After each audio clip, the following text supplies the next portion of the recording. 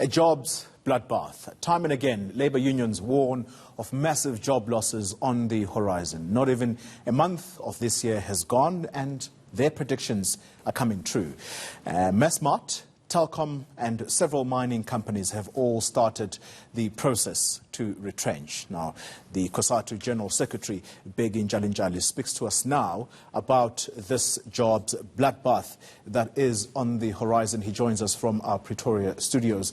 Mr. Ntshalintshali, thank you very much for your time. In your view, what are the reasons for these job losses that are threatened at the moment? Good morning and good morning to the viewers at home. It's very difficult to understand the reasons behind this massive retrenchment. But if you look for a few examples that have been given, one cannot miss the point that there is a greediness in some of them. If you look to the Telkom examples, that they want to cut jobs so that they can raise bonuses for management. It's crazy. We don't understand as to why the employers are not keeping up to the commitment they made to the job summit. We are meeting every month to try to understand what are the reasons behind. We find it very, very difficult to comprehend. We are meeting business on Thursday, 7 o'clock, to really get to the bottom of the reasons behind, so that on Monday, the following Monday, on the 3rd, together with the President and other stakeholders in Network, we can be able to comprehend and come up with some reasons in this direction. For Massmart, I think that...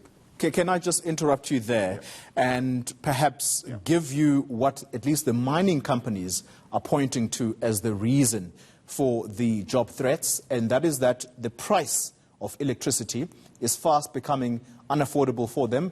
They also point to the issue of continuous load shedding or the unstable power supply.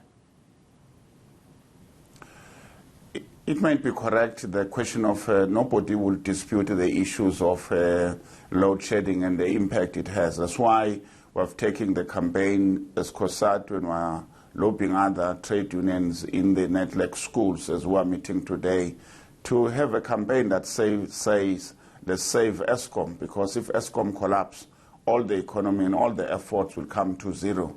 So we share the same reasons with the mining sectors. But it has not started now because of load shedding. Some of the reasons for others has nothing to do with load shedding. That's why I wanted to meet with them and say you made commitment voluntarily, and we said we are not going to take retrenchment as the first steps in terms of saving cost. But I think that taking the workers as the weakest link, that every time everyone wants to save, the first thing that we must deal with is the question of retrenchment. That is unacceptable. For Massmart, we have said that the Competition Commission, the commitment they made when they took it over, and we said, look, they must give guarantee that they are going to create jobs. They gave that undertaking, Walmart. But sooner than expected, now they are coming back and says, we are going to retrench people. So there are rules and regulation that has to be strengthening. But we are meeting with them, and we think we need to meet urgently. On Eskom, everybody agrees it's disrupting the economy. The price of Eskom, I think everybody agrees, they're too high. Even for ordinary consumers, they've been asking more than 40%. Just on that Eskom point, as we wrap up this conversation, you want to save Eskom and you're launching a campaign soon. One of the big issues there is the bloatedness of that power utility, and of course it means that the salary bill has got to come down. Are you willing to make those sacrifices as unions? There's no evidence that has been shared with us that the Eskom, the question of personnel is bloated. We've been asking and said everyone who make that claim and said, show the numbers, show the number to us, show the numbers to the unions at the plant level and be able to engage. We can't engage just from rumors. The more they refuse to give numbers, the more we suspect that the reasons in Eskom is not about the bloated workforce. All right, Bheki Ntshalintshali, thank you very much for your time here.